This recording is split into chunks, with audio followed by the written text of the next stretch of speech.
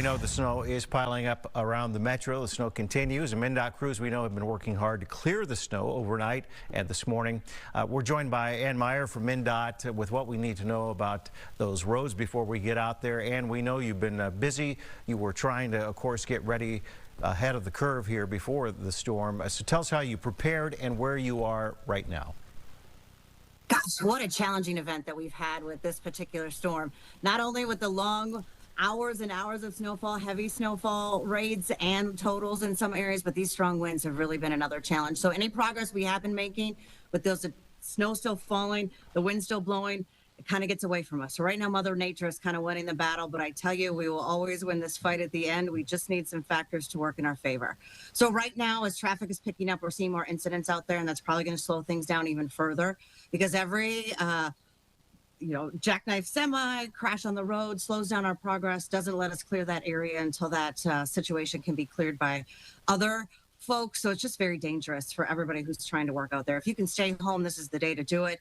But if you do have to drive, I'll tell you, this is not the time. It's still going to be pretty tricky out there until that snow stops.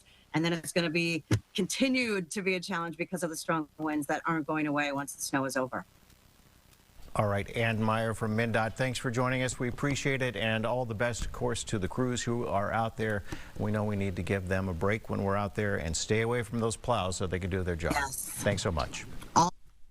All right, let's get over to meteorologist Keith Marler with the latest on the weather, when it is going to end. We'd like to know when the snow will stop, Keith, because it's been omnipresent for some time now. It is. It will be fizzling out between 8 and 11 this morning. We're already showing some signs of it weakening, even around the Twin Cities. A few patchy holes are starting to develop, and a few lesser amounts are starting to develop. But I just ran back over here. We just got a few more flurry of snowfall totals in there. I was only able to grab one new one and throw it in here. Elko Newmarket, 11.5 inches of snow. And as I built this graphic and started to walk over, another one just popped in just about 5 miles north of Elko Newmarket, a foot of snow in Denison, Minnesota. So we've got that popping on in there too. And another one just to the north of that, kind of verifying that same rough, close to a foot of snow just near, was that Cedar Lake that was over there? Cedar Lake's a foot. Cedar Lake is a foot of snow as well.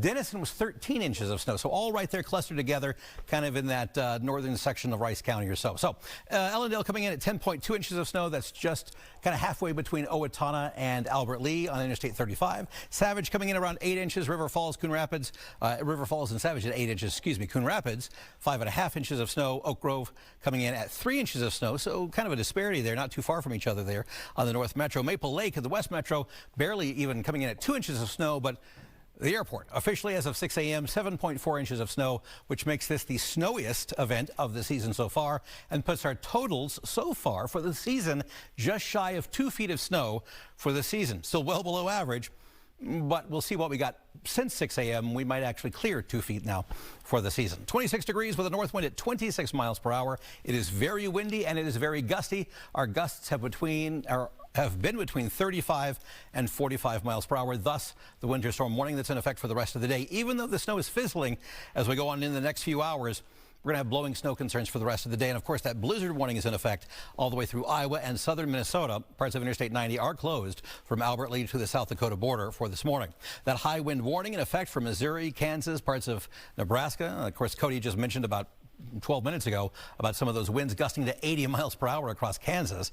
We don't have anything like that, but we have seen winds to 60 miles per hour in southern Minnesota, causing blowing and drifting. We're going to continue that trend for the afternoon, even though that snow is fizzling out, with our winter storm warnings and blizzard warnings in effect for the rest of the day, even though we have sun returning toward the end of the morning and through the afternoon.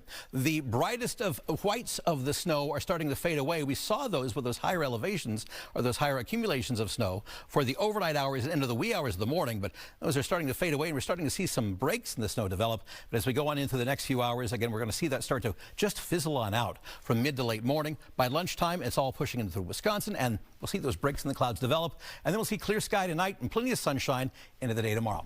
We put it together on a forecast, and we'll stay pretty much frozen today, though. Even though we get the sun back, windy conditions will cause blowing snow concerns throughout the rest of the afternoon.